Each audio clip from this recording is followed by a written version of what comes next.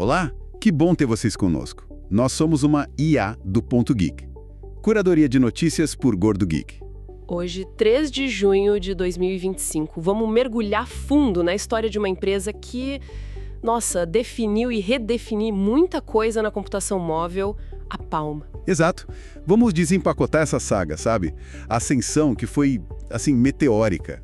As inovações que realmente mudaram o jogo. E, claro, o declínio de uma pioneira de verdade. A gente separou aqui artigos, pesquisas, notas, tem bastante material para a gente explorar juntos. A missão aqui é entender o que fez da Palm um ícone, né? E quais lições essa trajetória toda deixou pra gente? Bora começar do começo? Anos 90. Isso. Tudo começa ali em 92, né? Jeff Hawkins, Donna Dubinsky, Ed Colligan. Nomes importantes. Eles tinham uma visão bem diferente, num mundo que só tinha aqueles computadores portáteis, tipo, caros e super desajeitados. Precisamente. E olha que curioso, a ideia inicial nem era fazer hardware, sabia? Era software. Ah, é? Foco total no software. Sim. Queriam simplicidade, eficiência, bem focado em organização pessoal. Contatos, agenda, tarefas. Nada daquela ideia maluca de tentar enfiar um desktop inteiro num bolso. E já saíram inovando, mesmo que meio indiretamente, né? Lembro que trabalharam no software daquele Zoomer. Isso, Casio Zoomer. Que, assim, não deu muito certo, né? Mas com certeza valeu o aprendizado. Com certeza. E aí criaram um software de sincronização para HP e o Graffiti. Aquele esquema de escrita diferente para o Newton, da Apple. Ah, o Graffiti foi um divisor de águas.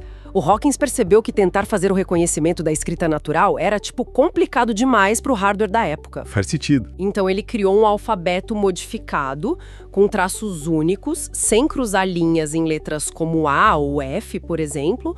Uma ideia genial pela simplicidade e principalmente pela eficácia em hardware limitado. Mostra bem a filosofia da Palm, né? Resolver problemas de um jeito prático, direto ao ponto. Exato. E a sincronização? Você mencionou HP, ninguém dava muita bola para isso na época, mas eles viram que conectar o portátil ao PC era, assim, crucial. Essa visão de um ecossistema, mesmo que simples no começo, foi fundamental depois. Totalmente. E preparou o terreno para o grande momento. O Palm Pilot. Chegou ele.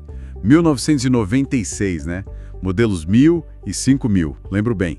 Era simples, portátil, super fácil de usar. Tinha o Palm OS 1.0, o Graphite. E o mercado, nossa, adorou. Foi uma verdadeira revolução na organização pessoal. Gerenciar contatos, calendário, tarefas, notas e sincronizar tudo com o PC via aquele dock. Isso mudou a produtividade das pessoas, de verdade. Era quase mágico para a época, né? Apertar um botão e tudo estava no computador. Exatamente. E eles não pararam por aí. Evoluíram rápido. Lançaram o Palm Pilot Professional. Ah, esse tinha tela com luz e mais memória, o OS 2.0. Isso. Depois veio a série Palm 3, com o OS 3.0, que trouxe o infravermelho para trocar dados sem fio entre os palmos. Nossa, eu lembro disso. Apontar um palmo para o outro para trocar cartão de visita. Era o máximo. Era. E até o Palm 3C, que foi o primeiro deles com tela colorida. Um marco também. E o resultado disso tudo foi o quê? Domínio total, basicamente. Chegaram a dominar quase 70% do mercado global de PDAs. Tinham a tecnologia certa, o preço certo, um ecossistema de aplicativos de terceiros começando a crescer. E o marketing eficaz, imagino. Sim, também. O Palm OS virou o padrão de fato. Eles expandiram globalmente, inclusive aqui no Brasil, né? Onde ficaram muito conhecidos como Palm Tops. É verdade. Todo mundo chamava de Palm Top, mesmo que tecnicamente PDA fosse o termo mais correto. Exato. E falando em inovar, você lembra do Palm 7, com aquela anteninha? Lembro. Acesso à internet sem fio, o Palm.net e o Web Clipping. Aquilo era bruxaria. Era demais. Adaptava páginas da web para as telinhas minúsculas. Isso anos antes de todo mundo pensar em internet móvel de verdade. Depois veio o Wi-Fi nos modelos seguintes. Eles estavam sempre buscando a próxima fronteira. E no coração de tudo isso estava o Palm OS. O que fazia ele ser tão bom para a época? O Palm OS era brilhante na sua concepção original. Extremamente eficiente em energia, o que era crucial para a bateria durar. A interface era simples, direta. E muito responsivo, né? mesmo com um hardware bem limitado. Ele era single tasking, né? Uma coisa de cada vez. Exatamente. Rodava um aplicativo por vez. Isso pode parecer uma limitação hoje, mas na época garantiu o desempenho e a longa duração da bateria, que eram prioridades. E ele foi evoluindo também, claro. Sim, o OS 2.0 trouxe rede TCP, preparando para a internet. O 3.0, como falamos, o infravermelho. As versões 3.x adicionaram suporte a cores, o web clipping. E qual foi a próxima grande mudança? A grande virada mesmo foi o Palm OS 5.0, lá por 2002. Foi quando eles mudaram a arquitetura de processadores, saindo do Motorola Dragon Ball para os ARM. Ah, os ARM, que hoje dominam tudo em mobile. Eram mais potentes, né? Muito mais potentes. Mas aí veio a sacada. Para não quebrar a compatibilidade com a montanha de aplicativos que já existiam, eles incluíram um emulador chamado PACE Palm Application Compatibility Environment. Ah, inteligente. Rodava os apps antigos no hardware novo. Exatamente. E o OS 5 trouxe outras coisas. Multimídia melhorado, suporte a telas de alta resolução, Bluetooth, Wi-Fi nativo, segurança SSL para conexões. Foi um salto importante. E depois veio o Garnet, né? O OS 5.4. Isso, o Garnet OS 5.4 meio que consolidou essa plataforma ARM, adicionando suporte a múltiplas resoluções de tela, o que era importante com a variedade de aparelhos surgindo. Foi a versão usada no famoso Treo 650, por exemplo. E tive uma tentativa de ir além, né? O tal do Palm OS Cobalt. Ah, o Cobalt. Palm OS 6.0. Foi uma tentativa de modernização radical lá por 2004. Era baseado em outro sistema, o BeOS, e prometia coisas que o Palm OS clássico não tinha. Multitarefa preventiva, real, proteção de memória, um kernel moderno. Parecia o futuro, mas nunca chegou ao mercado em nenhum dispositivo. Uma pena de verdade. Mostra como essas transições de plataforma, especialmente as radicais, são incrivelmente difíceis de executar. E enquanto isso, o mercado não esperava. PDAs e celulares estavam convergindo, né? Exato. O mercado estava mudando muito rápido. Os PDAs puros estavam perdendo espaço para dispositivos que integravam funções de celular. A Palm precisava muito entrar nessa briga. E a concorrência não estava para brincadeira. De jeito nenhum. O BlackBerry estava dominando o mercado corporativo com seu foco em e-mail. A Microsoft vinha forte com o Windows CE, depois o Windows Mobile, tentando levar a experiência do Windows para o bolso. Era uma pressão enorme. E aí entra uma reviravolta interessante na história, a Handspring. Pois é, a Handspring foi fundada justamente pelos criadores originais da Palm Hawkins, Dubinsky e Colligan, depois que eles saíram da própria Palm. Meio irônico, né? Muito. E eles que criaram o Treo? Exatamente. A Handspring lançou o Treo, que era um conceito muito forte. Um aparelho que combinava um PDA Palm OS com um celular e um teclado QWERTY físico. Foi um sucesso. E a Palm, vendo isso, acabou comprando a Handspring de volta em 2003. Trouxe os fundadores e o produto de sucesso de volta para casa. Uma jogada estratégica importante naquele momento. E o primeiro grande lançamento pós-fusão foi o Treo 600, certo? Isso, o Treo 600 foi um marco. Usava o Palm OS 5.2.1 já na plataforma ARM. O design dele foi super influente, aquele formato candy bar com teclado QWERTY abaixo da tela. O que ele fazia tão bem? A integração era o ponto forte. Ligar para um contato direto da agenda, agendar uma reunião durante uma chamada, coisas que hoje parecem básicas, mas eram muito bem feitas ali. E o e-mail móvel com suporte a Wi-Fi e dados celulares era realmente bom para a época. Fez sucesso principalmente no mundo corporativo, né? Muito sucesso. Ele realmente ajudou a definir o formato do smartphone como conhecemos e influenciou muitos aparelhos que vieram depois. Mas mesmo com o sucesso do Treo, o Palm OS por baixo, ele já começava a mostrar a idade, não? Sim, aí que o problema começou a ficar mais evidente. A arquitetura single tasking, as limitações de memória, a forma como gerenciava recursos, tudo isso dificultava o desenvolvimento de aplicativos mais complexos, jogos mais avançados, uma experiência multimídia mais rica. O sistema estava ficando para trás tecnologicamente. Era uma base antiga, tentando competir num mundo novo. Exatamente. Eles precisavam de algo novo. E foi aí que veio a aposta mais ousada de todas. O WebOS 2009. Aqui a história fica realmente interessante, né? Uma ruptura total com o passado. Total. Uma plataforma completamente nova, construída do zero, baseada em Linux e o mais radical, usando tecnologias web padrão, HTML, CSS, JavaScript para criar a interface e os aplicativos nativos. Isso foi revolucionário na época. Muito. E a filosofia por trás era incrível. O sistema de cards para multitarefa, nossa, era visualmente lindo e super intuitivo. Deslizar para o lado para trocar de app, jogar para cima para fechar. Coisas que a gente vê até hoje em outros sistemas. Exatamente. E o Synergy, aquilo era fantástico. Ele integrava contatos, calendários, mensagens de várias fontes diferentes, e-mail pessoal, trabalho, SMS, mensageiros instantâneos, numa visão única e coesa. Acabava com aqueles silos de informação que a gente tinha em cada app separado. E os gestos na interface, a área de notificações na parte de baixo da tela que não atrapalhava o que você estava fazendo. Tudo muito bem pensado. Muita coisa que hoje é padrão no iOS e no Android foi de fato o pioneirismo do WebOS. E para os desenvolvedores, a promessa era boa. Quem já conhecia desenvolvimento web poderia criar apps nativos usando os frameworks Module e depois o Enio. Era para ser mais fácil e rápido. E o aparelho que lançou o WebOS foi o Palm Pre. Isso, o Palm Pre. Um celular muito bonito para a época, com tela multitouch, aquele teclado físico deslizante, que era marca registrada, uma câmera decente e até carregamento sem fio com acessório touchstone. Carregamento sem fio em 2009. Sim, foi um lançamento com muito hype, foi o celular que vendeu mais rápido na história da operadora Sprint na época do lançamento. As críticas foram super positivas, todo mundo achava o sistema incrível. Então, a pergunta que não quer calar: por que não deu certo?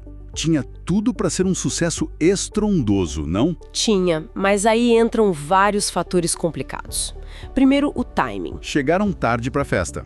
De certa forma, o iPhone já estava no mercado há 2 anos, já tinha mudado completamente as expectativas dos consumidores e tinha a App Store bombando. E o Android, com o Google por trás, estava crescendo muito rápido, ganhando vários fabricantes.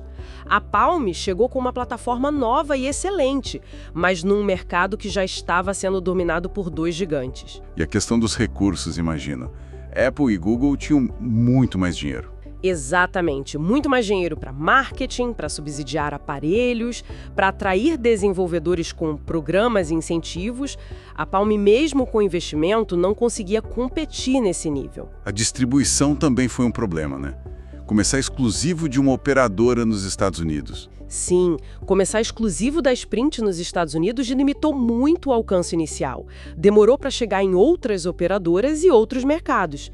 E o mais crucial, o ecossistema de aplicativos. Não decolou como precisava. Não. Apesar da promessa de facilidade com tecnologias web, o número de apps de qualidade no catálogo do WebOS nunca chegou perto do volume e da variedade da App Store ou do Android Market, atual Google Play Store. E sem apps, o usuário não vê valor, o desenvolvedor não se interessa, é um ciclo vicioso difícil de quebrar. Que pena. Uma tecnologia tão promissora. Uma grande pena mesmo. E a situação financeira da Palm já não era das melhores, mesmo antes do WebOS. É verdade. Os sinais já estavam lá antes, né? A participação de mercado caindo. Sim, o market share dos aparelhos com o Palm OS vinha caindo ano após ano. Aquela dependência do sistema antigo estava pesando muito. A concorrente era brutal, como falamos. E as finanças refletiam isso, imagino. Totalmente. As receitas estavam caindo e os prejuízos aumentando. Se não me engano, em 2009, ano do lançamento do Pre, a perda foi de mais de 100 milhões de dólares, mais que o dobro do ano anterior. Nossa! As vendas de smartphones despencaram no final de 2009, em comparação com 2008. As margens de lucro sendo espremidas pela concorrência e não podemos esquecer da instabilidade histórica da empresa, né? Verdade. Ela passou por várias mãos. US Robotics, depois 3Com, aí virou empresa independente, spin-off.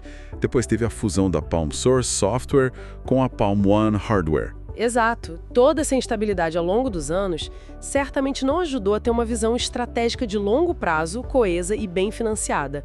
Fica difícil inovar e competir assim. E o resultado inevitável foi... A venda. A venda. Em abril de 2010, a HP anunciou a compra da Palm por 1,2 bilhão de dólares. A HP, eles queriam entrar de vez no mercado móvel, né? Sim, a HP via muito valor no WebOS. Eles elogiaram publicamente a plataforma, o sistema de multitarefa, a interface, a equipe de engenharia da Palm. A ideia era usar o WebOS não só em smartphones, mas também em tablets e quem sabe até em impressoras e PCs. Parecia um bom plano, uma nova chance para o WebOS. Mas a história não acabou bem aí também. Infelizmente não. A HP até lançou alguns produtos com WebOS, como o smartphone Pre 3 e o Vir, um pequenininho, e principalmente o tablet HP Touchpad. Ah, o Touchpad. Lembro daquele lançamento. Mas ele não pegou. As vendas foram muito fracas. E aí, numa reviravolta muito rápida e surpreendente, em agosto de 2011, menos de 2 meses depois do lançamento do Touchpad, a HP anunciou que estava descontinuando todos os dispositivos com WebOS. O quê? Assim, do nada? Foi um choque para o mercado.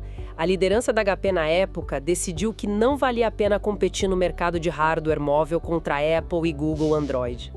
Foi basicamente o fim da linha para a Palm como fabricante de dispositivos e para o sonho do WebOS nos bolsos das pessoas. Que fim melancólico para uma história tão rica. Muito. O WebOS ainda sobreviveu, a HP abriu o código dele e depois vendeu para a LG, que usa até hoje nas suas TVs Smart, onde ele é bem elogiado. Mas para o mundo móvel, ali foi o fim. Mas espera aí, a marca Palm não voltou recentemente? Teve uma tentativa, não teve? Teve sim, uma tentativa bem curiosa.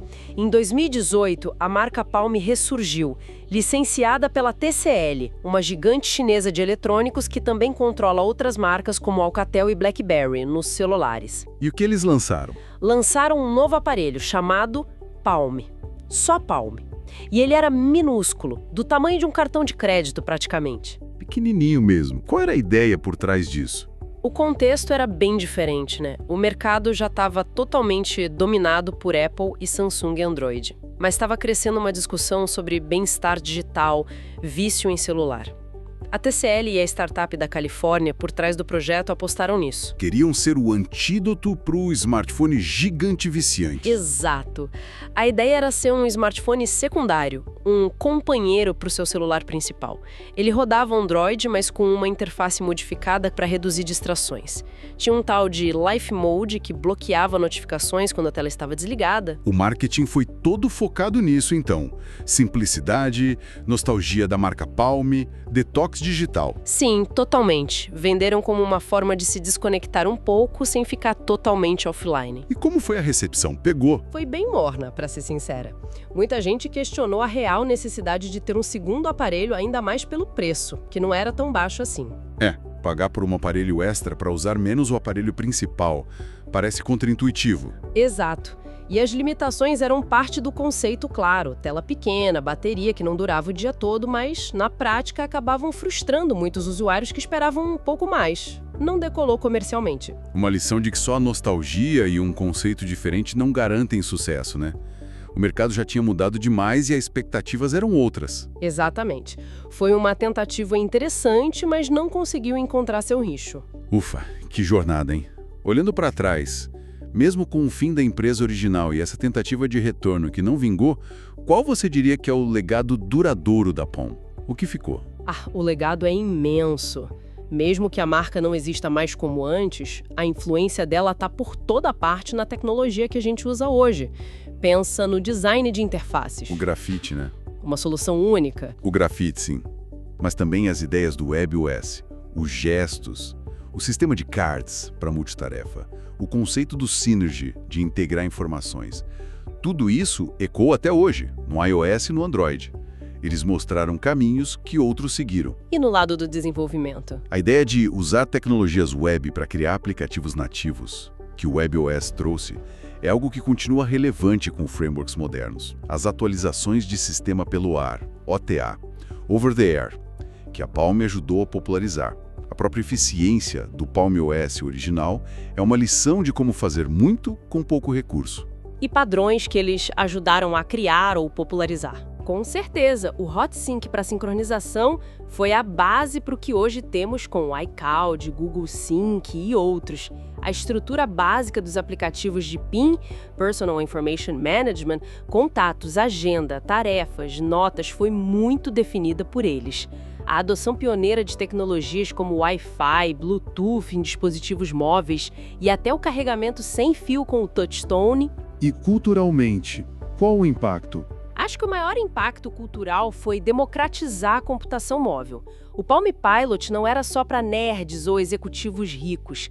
Ele era acessível, fácil de usar. Mostrou que a tecnologia podia ser poderosa e simples ao mesmo tempo. Tornou a ideia de ter um computador no bolso algo normal. É verdade. E até essa discussão atual sobre bem-estar digital, de certa forma, tem um pezinho nessa nostalgia da simplicidade que a Palm representava, em contraste com a complexidade atual. Sem dúvida. A trajetória toda da Palm ensina muito sobre inovação. Mostra que ter a melhor tecnologia do momento não é tudo. Você precisa de execução impecável, timing certo, recursos financeiros, parcerias estratégicas. E saber mudar junto com o mercado, né? Que talvez tenha sido o maior desafio deles no final. Exatamente. Adaptar-se ou morrer. Uma lição dura, mas real no mundo da tecnologia. Ufa! Que mergulho profundo na história da Palm. Uma empresa que, mesmo não existindo mais da forma como a conhecemos, deixou marcas indeléveis em como usamos a tecnologia hoje em dia. Impressionante! Fica a reflexão, né? Será que existe alguma empresa hoje com aquele mesmo potencial disruptivo que a Palm teve nos seus dias de glória? E, mais importante, será que conseguiria navegar por essas águas turbulentas da tecnologia de uma forma mais duradoura? O que define, afinal, o sucesso ao longo prazo nesse mercado tão competitivo? Ótimos pensamentos para levar. E aí, pessoal, curtiram essa exploração pela história da Palm? Deixem seus comentários aí embaixo, contem pra gente o que mais marcou vocês nessa trajetória. Isso. Se gostaram, não esqueçam de deixar aquele like e compartilhar com quem também adora tecnologia e boas histórias. A gente se encontra na próxima. Até lá!